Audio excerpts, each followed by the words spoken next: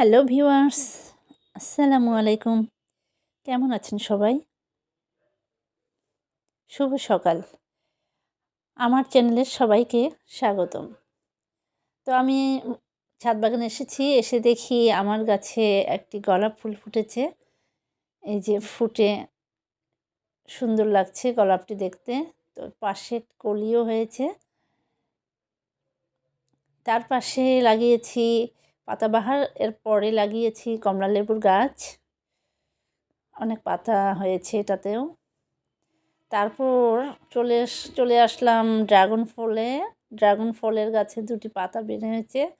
তার সঙ্গে ডালটি বড় হয়েছে।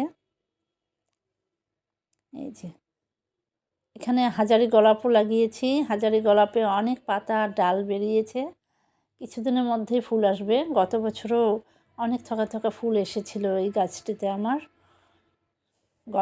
হাজারি গোলাপ গাছ সেটা। এই যে ডালটা অনেক বড় হয়ে গেছে গোলাপ গাছে।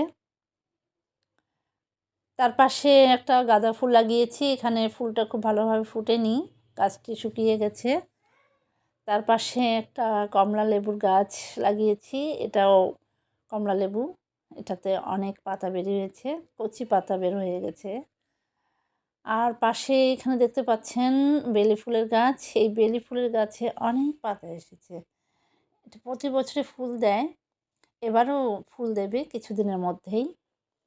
তো এটাতে ফুলগুলো ফুটলে অনেক স্মেল আসে।